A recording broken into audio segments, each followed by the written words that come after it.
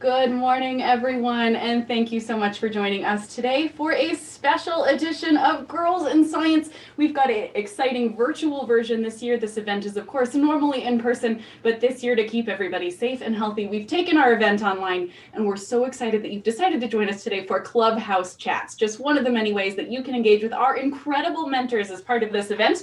And today, boy, we have a treat in store for you. Good morning, everybody. My name is Talia. I'm part of the virtual experiences team at the Denver Museum of Nature and Science. And in just a moment, I'm going to hand things over to Kristen, MacKenzie, and Nicole NeuYagle, who are part of our paleontology collections team. They are Earth Sciences collections managers here at the Denver Museum of Nature and Science, which basically means they have my childhood dream job of getting to hang out with fossils, talk about dinosaurs and other ancient life all day, every day. And I think that's pretty cool. So hopefully you think the same. You are here to hear about their exciting career. And in just a few moments, we are going to get started. But just a couple of quick housekeeping items before we get going. First of all, today, I would like to say a big hello to our three audiences. We do have a Facebook audience, a YouTube audience, and a Zoom audience on with us today. We're not going to be able to see you or hear you today, but there are still ways that you can communicate with us. Number one, if you are watching in Zoom, you will be able to talk to us through the chat. That chat is open, and we will be ready to take your questions, hear your observations. We might ask for your opinion on some things we share with you today, and we do hope that you'll send us some responses there. But do keep in mind, we've got a lot of people watching today, and we are going to try and pull as many questions as we possibly can today. So please do us a favor and only put your questions in there one time. My big job today is to have an eye on that chat and to pull those questions to ask our experts at the end. So put it in there once. I promise I'll see it, and we'll try and answer as many as we possibly can. Our Facebook and YouTube audience, you can leave us a comment and let us know what you think there. We are excited to have your comments. And we are excited to see what you have to think. We also, of course, do today have an American Sign Language interpreter and a Spanish language interpreter. And I need to get our Spanish language interpreter started, and I will do so in just a moment. So if you are here and needing that, we will be able to provide that for you in just a moment. So I think with that, we are probably ready to get started. So I am going to go ahead and get our Spanish language channel started for our Zoom audience. You can access that there once I get it going. And to our Facebook audience and to our Zoom audience, if you're going to need to see the ASL interpreter today, and we have a poll pop up on the screen, once you vote in Zoom, it'll go away. And of course, you can simply move any of those dialog boxes out of the way so that you'll be able to see that interpretation throughout the entire program. And as well, once we are underway, we'll be excited to hear from you more. Sorry, I have to get our Spanish interpretation started, so I am stumbling just a bit. Let's go ahead and bring our experts on. Kristen and Nicole, can you go ahead and start your video and give everybody a big wave? We're excited to hear from you both today. I'm going to add you as spotlights, so we'll all be able to see your smiling face. And I would love it if you could start us off by just telling us about your exciting job as Earth Sciences collections managers. Oh, morning, Talia. Yes, so you're right. This is a dream job, and it is my dream job. I'm very lucky. So collections management, we do hang out with the fossils all day, every day. But our big job is to keep these fossils safe and organized, and especially keep track of all the data.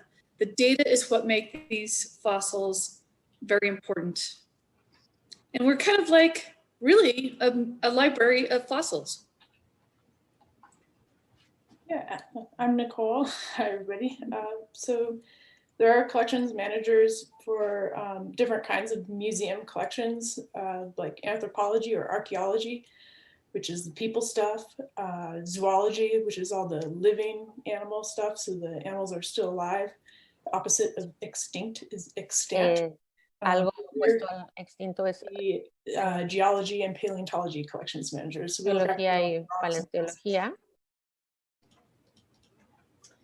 All right, and I am still trying to get our Spanish language interpretation started, so bear with me, everyone, if that is something that you need today. But we're excited to hear a little bit more about what you do on a daily basis. And so I think we have a video that we can roll. Let's go ahead and bring that up and take a look at what a day in the life of an Earth Sciences collections manager is all about.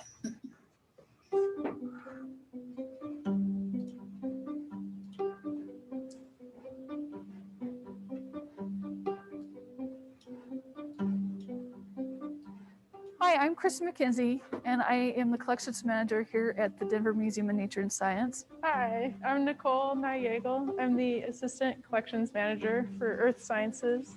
Kristen works with all the vertebrates here at the museum, and I manage the plants and the invertebrate fossils and also the geology collections. So what does collections management mean? It means we track everything about that fossil, where it came from, what age it is, who owns it. What we do is keep things organized, kind of like a library, and make sure these are safe and available for you for the rest of their lives. We need to know where the thing is in the collections also. Every single fossil has a number in it, just like a library book has a special number, and that allows us to link it in the computer to all the recorded information. So the computer is full of the whole context, the whole story, the whole tale of where this object came from and what it is. And especially when you gather all the stories and put them together, you can write really great papers and learn really awesome science about Earth's past. So a typical day here at in collections, it can be 20 different jobs in one single day. We will come in and we generally check our email. Then we might be putting away fossils in these cabinets. Most of the time we're putting data in the database and sending stuff out to researchers. We can be forklifting stuff way up high. We can be unpacking fossils from the field. We'll occasionally get to go out into the field and assist with collecting, bringing the fossils back to the museum, maybe a little bit of prep every now and then. Sometimes it will be a minor break and we get to fix it down here. Most of our time is down in the basement of the museum where the collections are stored. These collections, although it seems like they just come down here to sit, they do require daily maintenance. We need to do a lot of research to know how to keep the things safe down here, how to keep them from breaking, how to make sure that nothing bad is going to happen. Something like the humidity and temperature in the room is very important for making sure these last as long as possible. Well, so there's many ways that you can come into paleontology and there's many things you can do in paleontology. Some people are in the field all the time. Others are only studying collections all the time. Just like a doctor, there's a doctor for your hair, there's a doctor for your eyes. There's a person that can study any little aspect in paleontology. I happen to like libraries and organizing and collections management. So if you are really interested in paleontology, you really want to be a paleontologist when you grow up, there's ways you can do things right now to get there. And what I would say is as soon as you can, volunteer somewhere. You can volunteer at the museum. If you're interested in paleontology or collections management, I do recommend just trying it out. I felt like I had to try lots of different jobs, and I volunteered at museums, and I took internships that were just kind of like a fun thing to try, and just try it. I had to learn a lot of things that I didn't like to be able to find out what I did like.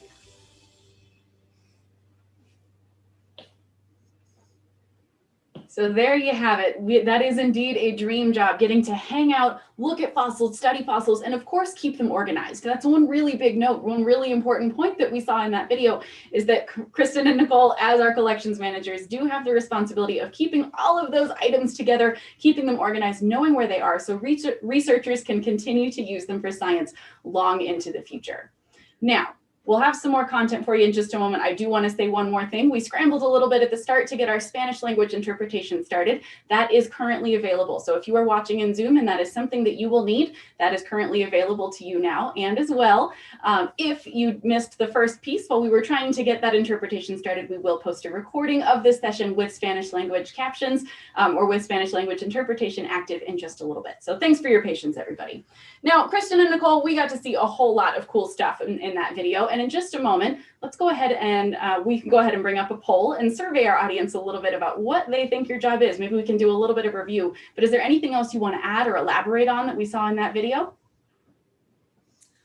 Oh, I just want to bring home the point that these fossils are held in trust of the public. They're the public's. And the main job is to keep these things safe and accessible in perpetuity, and that means forever. Absolutely. Nicole, anything to add from you? And I think you need to unmute. Sure. I think one of the best parts of our job is that we get to do such a variety of science, and when a preparator needs to know to remove a fossil from the ground, our collections managers also know anatomy in order to make like a mount, or know what is the important part of the fossil, what a researcher needs to know, what are the fragile pieces of the fossil, in order to be able to keep that safe in the collections. Very good. Yeah, what did you have there just a moment ago? You held up something really cool. What is that? Well, I like this fossil because if you don't know anatomy extensively, you have no idea what the heck this is. It just looks like a weird lump. But this is a mammoth tooth, and this is the surface where the chewing action would be occurring, and these are the roots of the tooth. Those are super big teeth, and it's amazing to think how large the animal that came out of. Of course, we know that mammoths and mastodons had slightly different teeth, but mammoths, who that tooth came from, were super huge. So it's really cool to look at that. And that's right. Without knowing the anatomy of an animal like that, you might not have any idea what that tooth or what a piece of something actually is. And it's important to know sort of the structural integrity of those different fossils so that you can create a way to keep them safe. So that's a big part of Kristen and Nicole's job too. They don't just get to know paleontology. They don't just have to study anatomy. They have to be engineers in a way too, to make sure that all of those things have the right amount of cushion, so that, again, like Kristen said, we can keep them in trust of the public in perpetuity, which means like thousands of years from now, someone could come to the museum and say, hey, I want to see that mammoth tooth. And they'd be, well, of course, it wouldn't be them, because, you know, they might be zombie Kristen and Nicole at that point, but someone could say, absolutely, right here, we got it.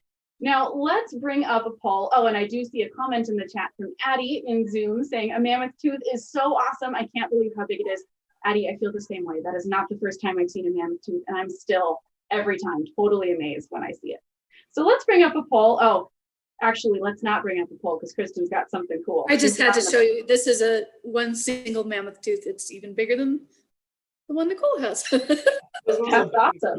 This was too big to send home with her. Too big, and it looks pretty heavy too. You've got a workout cut out for you holding. Oh yeah, we get our workout in collection. Very good. Yeah, Kristen is down in our paleontology collection today. Nicole is at her home in the mountains, staying home in case of the big snowstorm. We will all head out after this and be nice and cozy in our homes. All right, let's bring up a poll question. We'll do a little bit of review for our Zoom audience and Facebook and YouTube audience. You are, of course, welcome to let us know in the comments what you think. What do you think a paleontology collections manager does? So ask or tell us a little bit, what do you think? Do they just catalog fossils? So they keep that record, or they make that record of what all the fossils are? Do they collect fossils out in the field? Do they go out on digs and actually pick fossils up and bring them back to the museum? They get to drive a forklift, which, you know, that's a pretty awesome part of your job. I don't get to drive a forklift in my job, coordinating virtual programs, but I would certainly do that if someone gave me the chance. Or is it all of the above? So go ahead and get those votes in.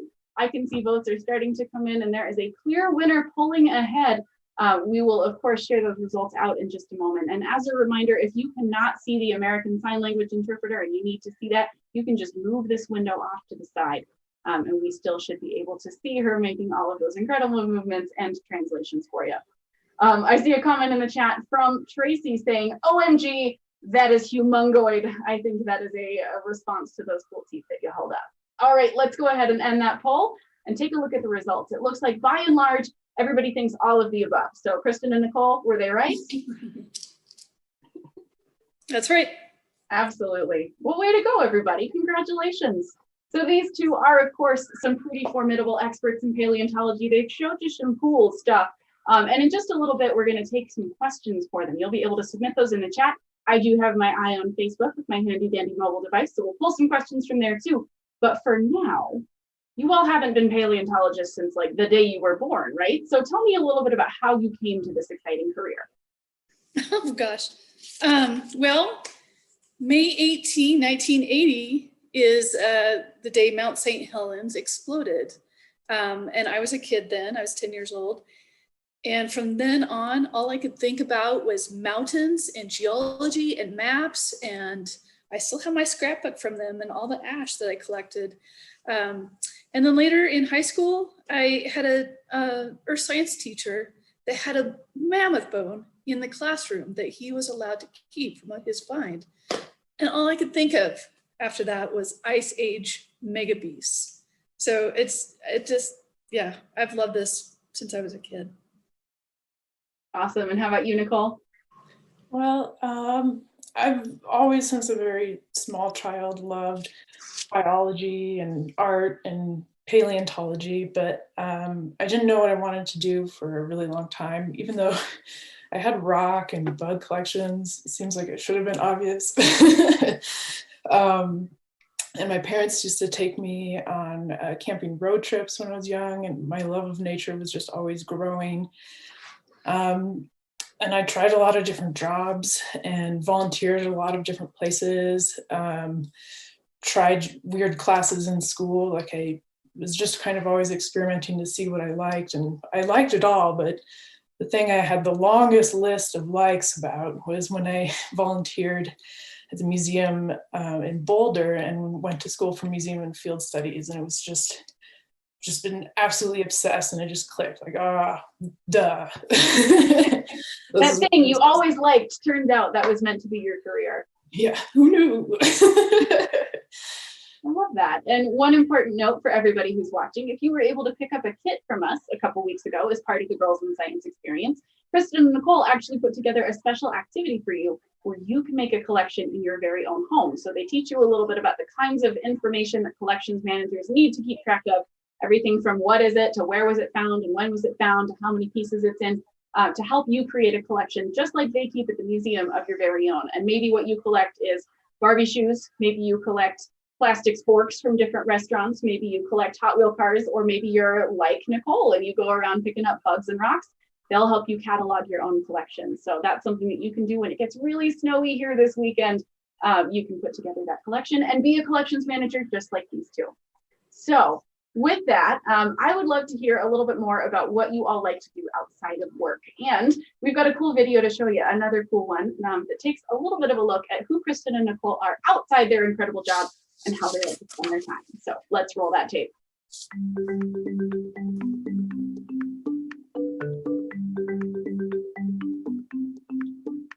Hi, I'm Kristen MacKenzie, and I'm the Earth Sciences Collections Manager. Hi, I'm Nicole NeuYagle. I'm the Earth Sciences Assistant Collections Manager.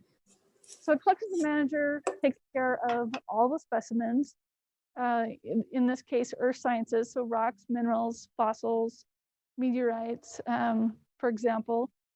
So I work down in the basement in the collections. So the basement of the basement of the basement is where we keep all our objects safe.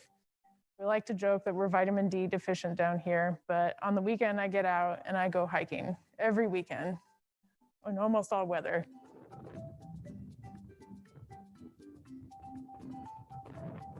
During the winter, I snowshoe. I love to get out and be in the natural world, and I love to exercise my body. It's important to balance the mind and the body. So I feel like at work, I have to focus on things all day long, work on the computer. There might be a lot of sitting if I'm not working out and lifting some sweet fossils. So I definitely make a lot of time when I'm off to get out and even just go for a walk around the neighborhood and just observe the world around me. So last year I was able to get a dog, a new dog, an Australian cattle dog. Her name is Freya. She's a little blue heeler. It's been all about raising her this year and training her this year. And so every single bit of time off or on the weekends, we'll go hike and train. And we'll do agility course training and obedience training. And we do a lot of hiking in the mountains. I also spend a lot of time hanging out with my cats. I've got 2 little tabbies at home. Their names are Bruce and Bart. I have a little collection of orchids. I used to have many more when I lived in Washington State. They don't do as well in Colorado, but I still like to take care of my plants now. And during the summer, I garden. I love to garden and grow my own food. I love growing tomatoes and crookneck and basil and my herbs, and I love cooking, using all that in my own recipes. And I'll cook dinner. I like to cook a little bit. Not as much as my partner, Adrian. He usually makes me dinner. My other hobbies include rock climbing and mountain climbing. I backpack, I snowshoe, I bike, I hike, I get out and I do activities. Reading lots of books. I love sci-fi and I love historical novels.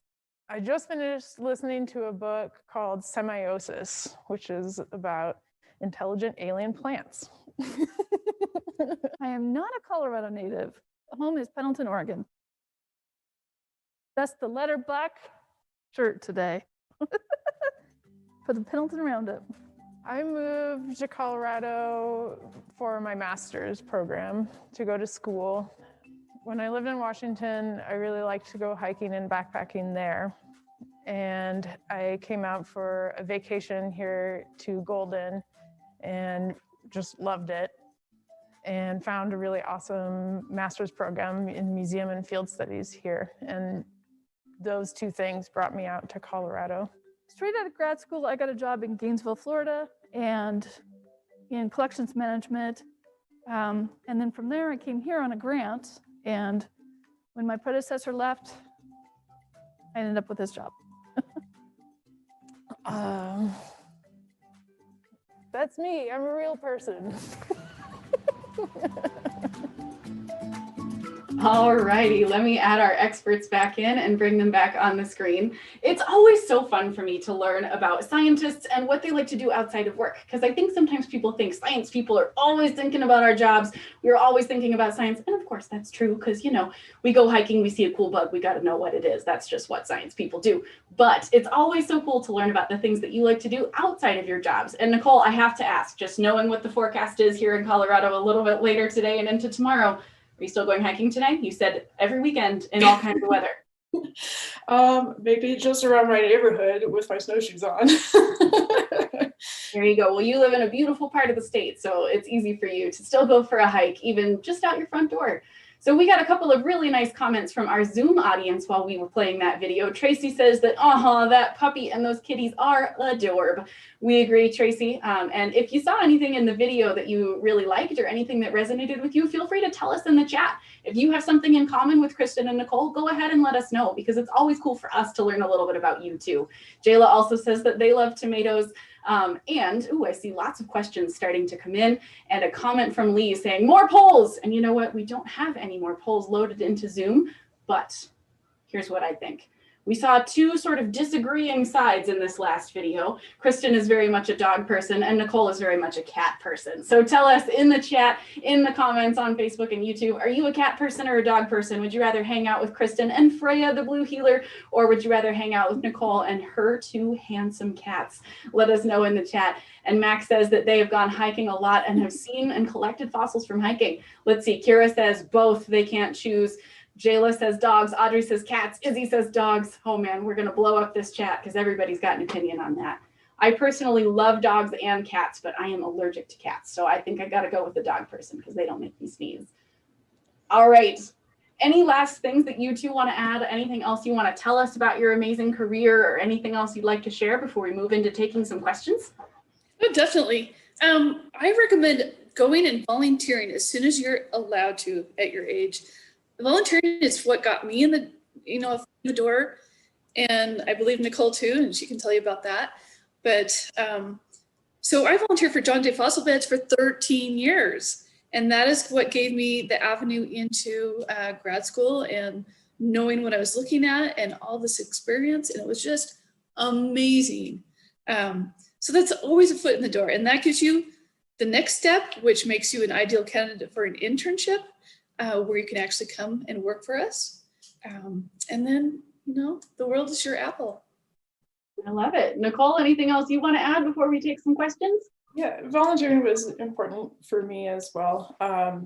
Like I said, I didn't quite know what I wanted to do. And that's not always like a convincing thing to get you hired. So when you volunteer, you can kind of get a taste of something and also meet people. One thing that I've had to deal with since I was young is that I am naturally an extremely shy person. So getting out to volunteer was not easy for me, but it helped a lot. Awesome. So there you have it. I think a lot of people, and I've already seen a couple of questions come in the chat, was like, how do I do your job? How do I end up talking about and learning about fossils professionally? I think that's one big step, is finding yourself a volunteer opportunity. You're here in Denver, and of course you do have to be old enough, but you can volunteer here at the Denver Museum of Nature and Science. And if you're in high school, you might consider checking out our Teen Science Scholars program. So there are lots of ways, even here at DMNS, to get that career started. And wherever you're watching from today, there are opportunities at museums out there for you. Okay, let's take some questions, because I have seen a lot of them coming in. I do have my eye on Zoom and I have my eye on Facebook. I'll try and see if I can find any from YouTube. It's hard for me. I don't have 3 eyes. It's hard for me to have eyes on all 3 of those places, but we will try and pull as many questions as we have.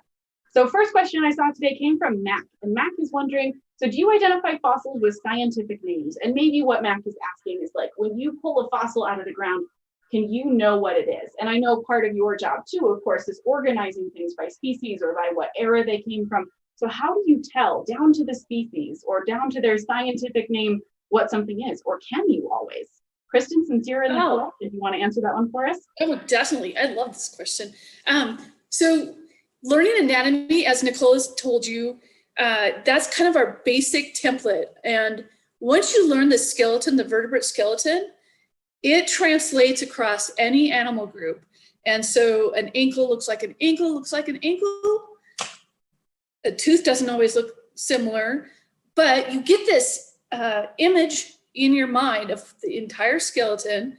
And really, when we're out in the field, even just a tiny piece that's showing, we kind of know what that is and where to dig after that, or to find the whole bone.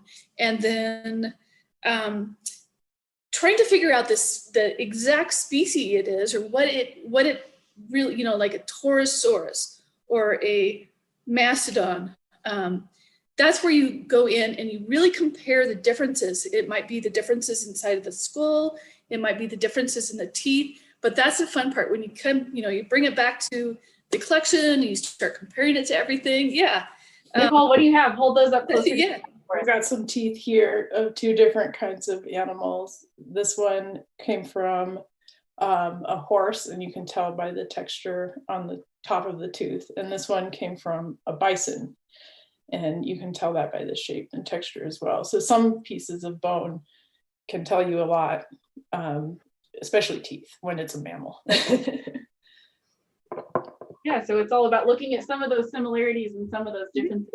And maybe one challenge that we can give to everybody, if you're watching here in Denver, or maybe you need to do this at wherever your local museum is, you can come here and you can look at some of the skeletons, and you can even compare how they look, whether it's a dinosaur skeleton, or if you've been here to this museum, you know that we have a gigantic fin whale hanging from the ceiling. You can look at the structures in, like, the hand. I think hands are really interesting because forelimbs tend to look kind of similar across all kinds of different animals.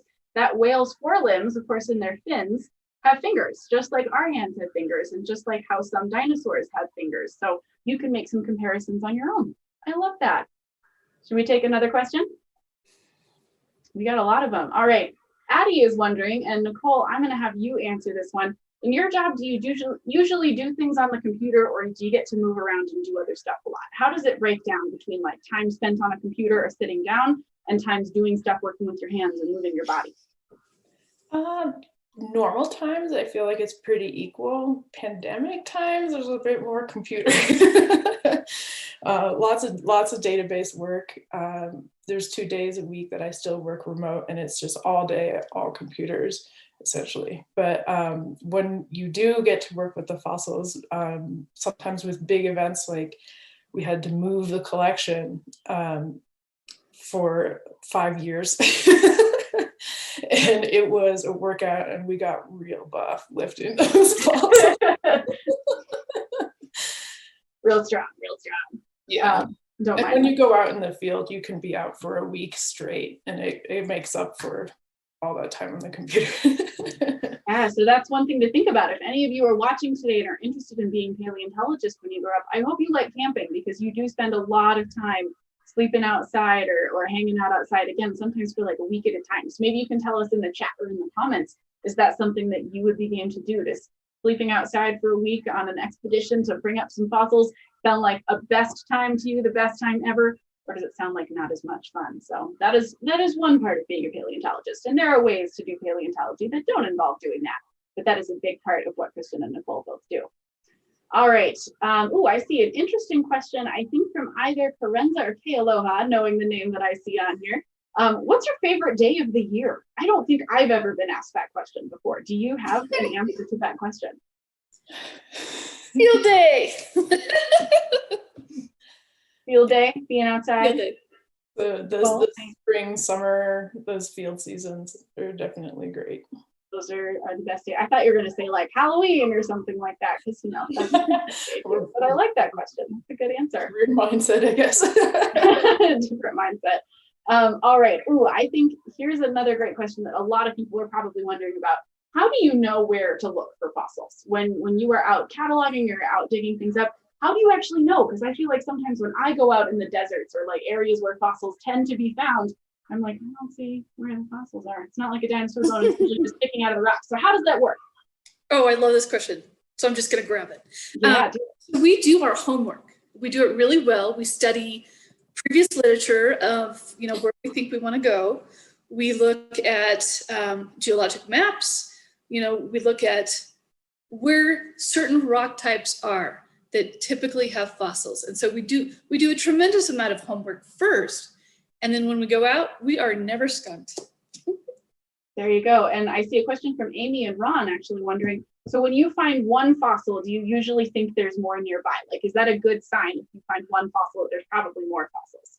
Yeah, at one of the field sites I worked for my thesis research, we would keep an eye out looking for gar scales, and gar scales are extremely common fossil, but if you see a lot of them, there's probably going to be a lot more other kinds of fossils. So you just look for those easy to find ones and they lead you to the more difficult ones. Oh, that's really interesting. I love that. Oh, and Zoe Ann is wondering, how do you get a geologic map? Like, is that something that someone could access, or could someone start to do that homework without working for a museum? How could that work? Definitely. There's the USGS has a lot of free maps on their website, and there's a lot of mapping. I can't think of the word.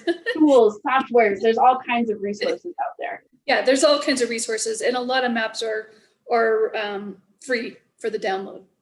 Yeah. Good. So take a look out there, USGS. I think National Park Service might even have some, right? Because you, of course, cannot collect fossils inside of national parks, but they're good resources for learning about the geology in particular areas. So that's a good place to start too.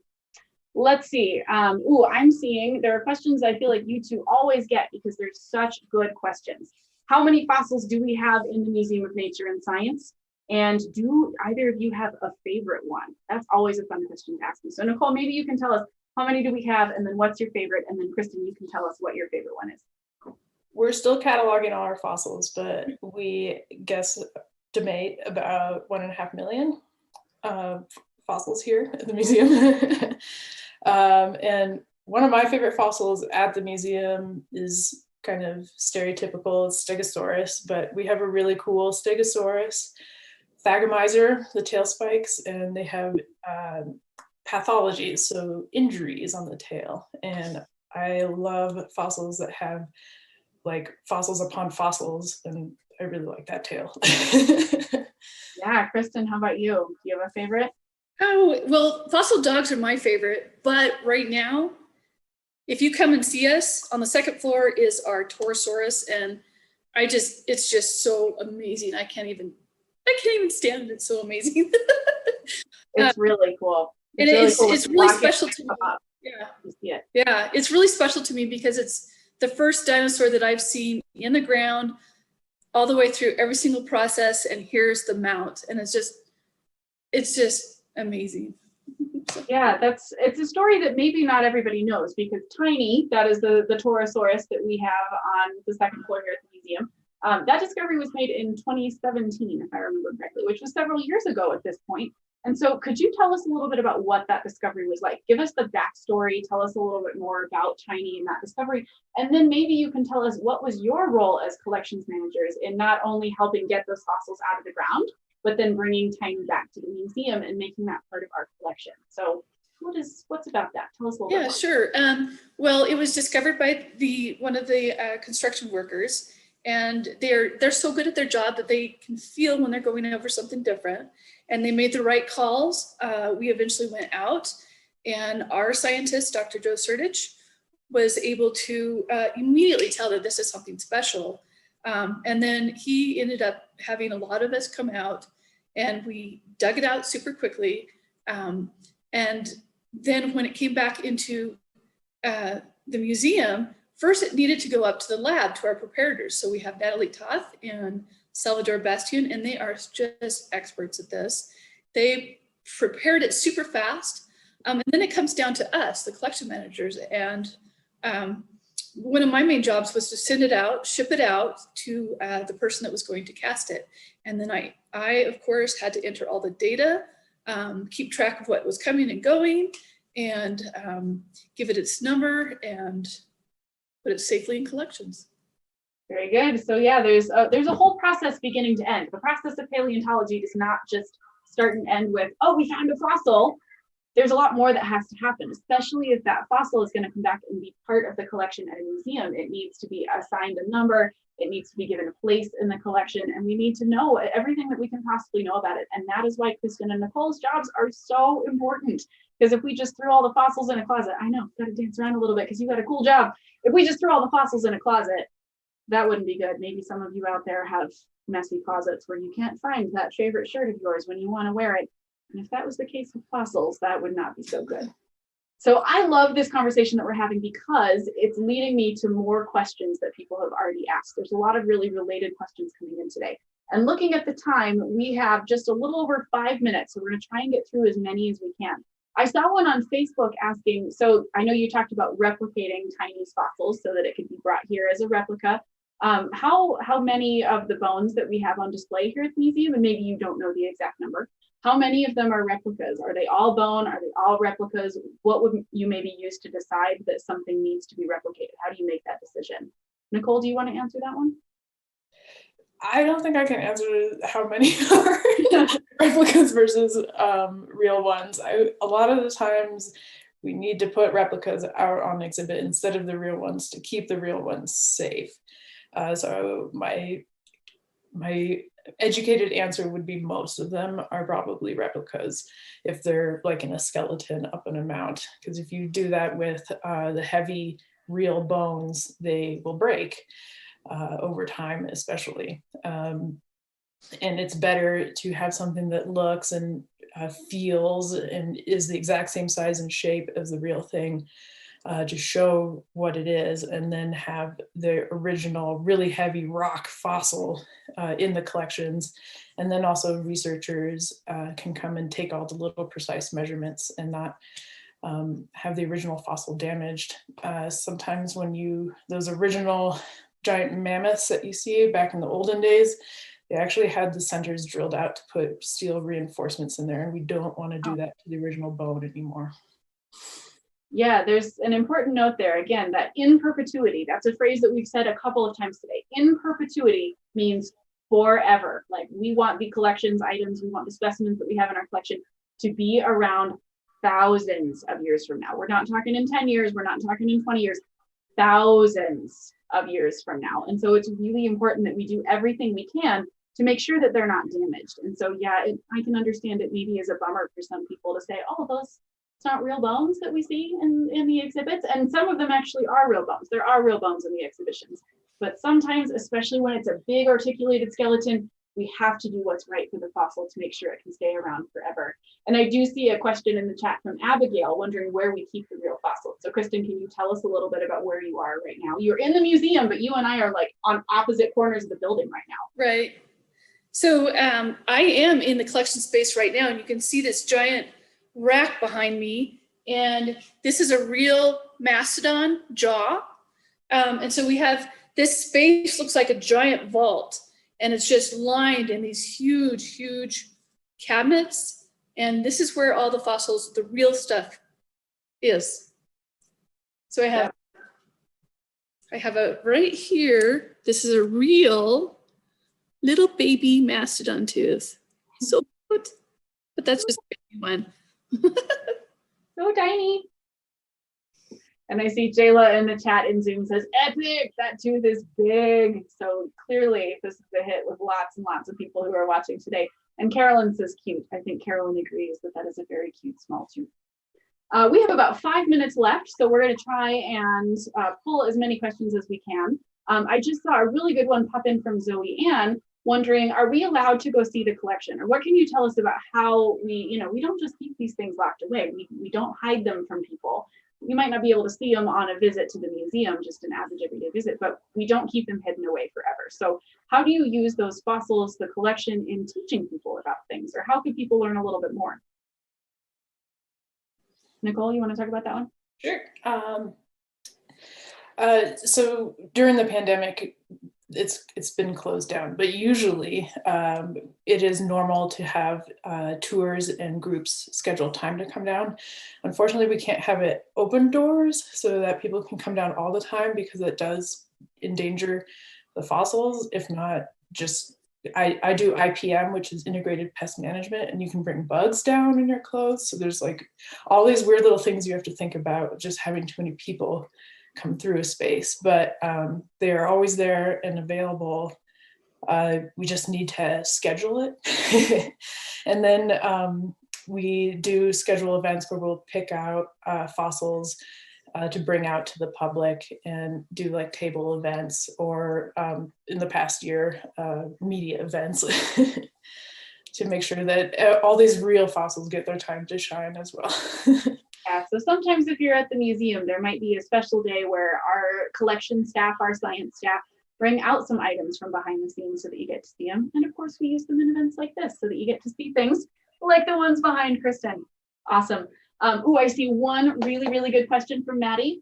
And then I think it might be about time for us to wrap up. Maddie's wondering, so does the museum keep duplicates of the same kind of fossil? Like, do we ever have like 17 T-Rex teeth in one drawer? How do you decide how many to keep, what you don't need to accession, which means bring into the collection? And what's the purpose of that? Why would we keep multiple of one item? Kristen, do you want to talk about that one?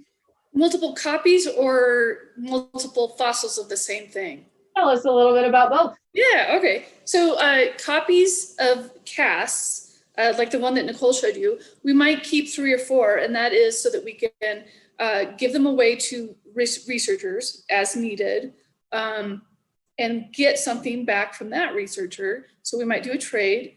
We will also sometimes need to send multiple copies out to multiple researchers. But in the actual real collection, we will keep almost everything. And that is because you are creating big data sets. And way back, maybe 80 years ago, the museum might trade some of our bones away, but you do not do that today because you need to build a giant data set so that you can ask really hard questions. Yeah, sometimes different items might tell us different pieces of data, and it's important for us to know. All right, with just a couple of minutes left, I think we have time for one final question. I do see a note in the chat. Several people are wondering about Sue, and Sue is actually not a dinosaur. I'll just give this answer real fast. Sue is not a dinosaur that we discovered here at the Denver Museum of Nature and Science. Sue is with the Field Museum and was discovered in the Hell Creek Formation in the Dakotas. But we do have a temporary exhibition about Sue currently at the museum through mid-April. So if you want to learn more about Sue, you're just going to have to come pay us a visit or pay attention, because we have some virtual programs about Sue coming up. Okay, in our last minute before we need to be done, real quick answer, favorite part about your job. Nicole, we'll have you go first. Favorite part about my job is that it's like how the weirdness has become so normal. Like, it's weird to work around fossils. It's strange to get the requests that we do, but that's our normal life, and I love having a normal abnormal life. I love that. Kristen, favorite part? Favorite part are the field days, but back at the office, I really love that I get to do multiple things in a day. It's just is so fabulous. Very good. And my favorite part of my job is getting to talk to experts like Kristen and Nicole and getting to help connect them with all of you who watched us today. So with that in mind, we are just about out of time today. And I do want to say a huge thank you to our experts, Collections Manager Kristen MacKenzie and Assistant Collections Manager Nicole NeuYagle. Thank you so much for giving us a little look behind the scenes of your job, behind the scenes of your museum. I think my former self, when I was a kid, would be really excited to hear about all of this stuff. And hopefully it had the same effect on everyone. Thank you as well to our audiences in Zoom and Facebook and YouTube for spending some time with us today. We hope you'll keep learning about Kristen and Nicole's incredible careers. We have more resources for you on our website in their virtual clubhouse. And I do want to say a big thank you as well to Chesco Language Services for our American Sign Language translation, as well as our Spanish language translation today. So thank you so much to our translators, our interpreters for being here today. We really appreciate it. Thanks everybody. Stay healthy, stay safe, stay curious, and of course, stay warm if you're in Colorado this weekend. And we'll see you next time for some more Girls in Science. Thanks everybody.